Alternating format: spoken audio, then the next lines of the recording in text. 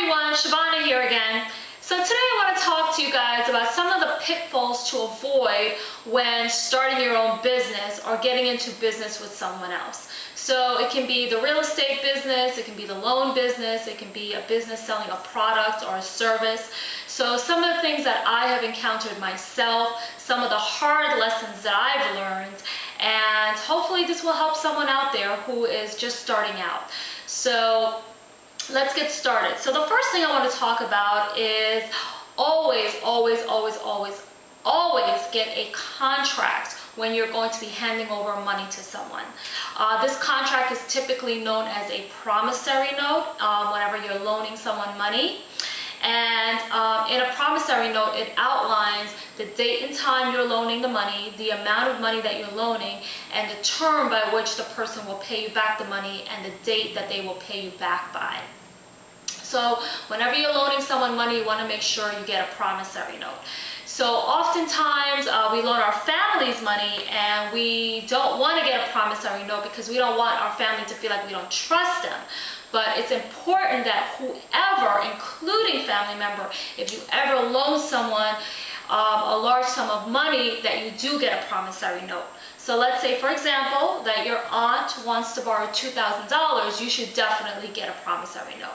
In the promissory note, you will outline, as I said before, the date that you're loaning her the money, how much you're loaning her, the term by which she will pay you back, and the date by which she will pay you back.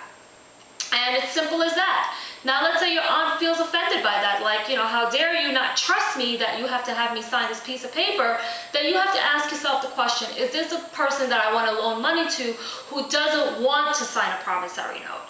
So if the person is against signing the promissory note, what's going on here? You have to ask yourself that question, because if the person is verbally agreeing to it, then they should have no problem actually signing the promissory note. So always make sure you get a promissory note. Whenever you're doing a business structure with people that are not in your family, you definitely want to get a promissory note. So always get a contract and or a promissory note anytime you're giving someone money for something.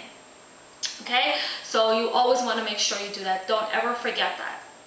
Number two, whenever you're getting involved in a deal with someone, you want to make sure you vet that person. Obviously, if the person is a family member of yours or a close friend of yours, you probably already know the person, you know their character, you know what they've done and what they haven't done. So probably in that case, you already know the person, so you've already vetted them in that regards. However, if you're getting involved in a deal where you don't know the person, let's say it's a private placement deal, you don't know the person, you just know the company or the corporation that they belong to, but you don't know the person themselves, you want to vet that person. And how do you do that? You actually talk to people that know that person. Okay, so let's say it's an investment group, you want to talk to other people and get their opinion about that person. You want to know if they've had any involvement with that person, what they've heard about that person. You want to get as much information as you can about that person. If it's someone that you haven't met and a friend of yours has introduced you to, you definitely want to find out what kind of deal that person's done. You want to speak to past clients of theirs. You want to know how they conduct their business, and you can even go as far as getting a background check if you feel that that's necessary. So you want to do whatever it takes for you to know as much about that person as you possibly can, or that business as you possibly can. Don't just go with the idea that, a close friend of mine brought me into this business, so obviously they know about it, they've been doing it for a while. You have to know for yourself, because you have to feel comfortable that this is the right thing for you. So always vet the person yourself to see if you're comfortable with working with that kind of an individual. The other thing is you want to find out, whenever you're working with someone on a transaction, you want to find out about the different types of deals they've done. And of course, the person will tell you the kinds of deals that they've done or the kind of business that they've done that's worked out well. Most people will not tell you about the businesses that didn't go well. So you want to find out what didn't go well, what have they done that did not work out well, and what they did about that. okay? Because you don't want to be the guinea pig for that person in terms of you're the first person that a deal did not work out well for. So you want to find out the deals that did go well, but most importantly, you want to find out about the deals that didn't go well and what they did to recover, because that will help you decide whether you want to continue doing business with this company or this person. Now, if they tell you they've never had a deal that went wrong, or they've never had a client that complained, or they never had one of their businesses fail, then two things are happening. Either they're lying to you, or B, they're not a big enough and strong enough business as they're claiming to be, because every business has failures, every person has failures, and every person and every business has had things that has not gone right.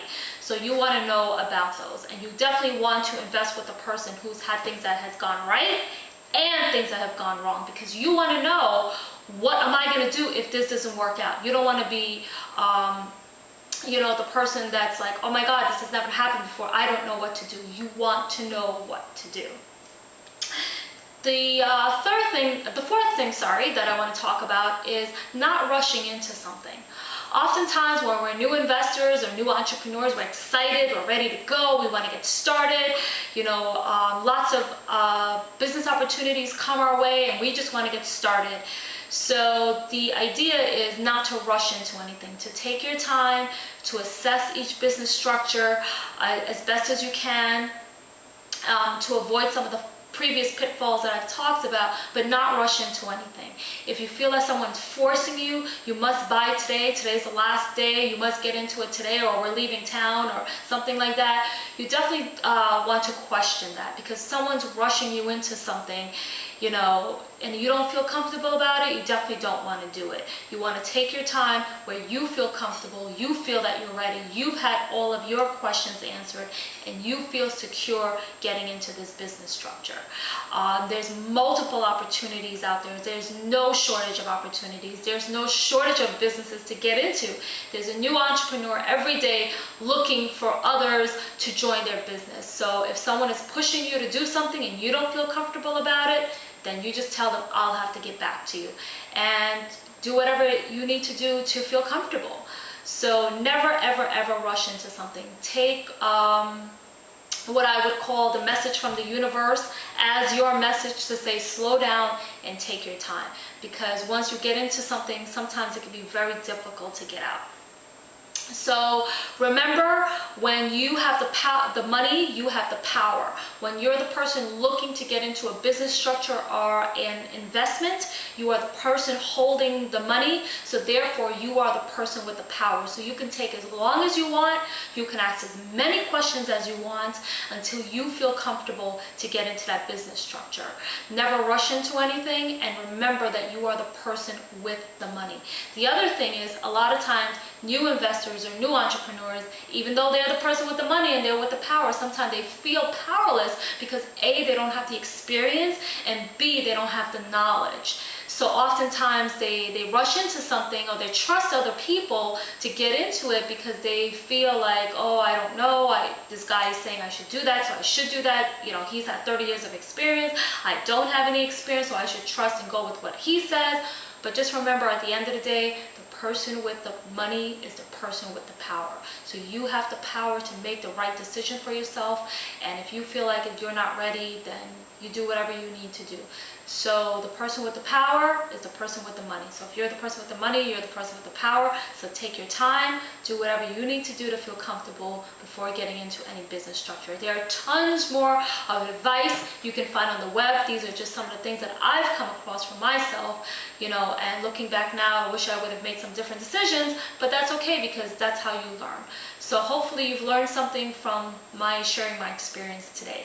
So thank you, good luck on your business, and let me know how it goes. Goodbye.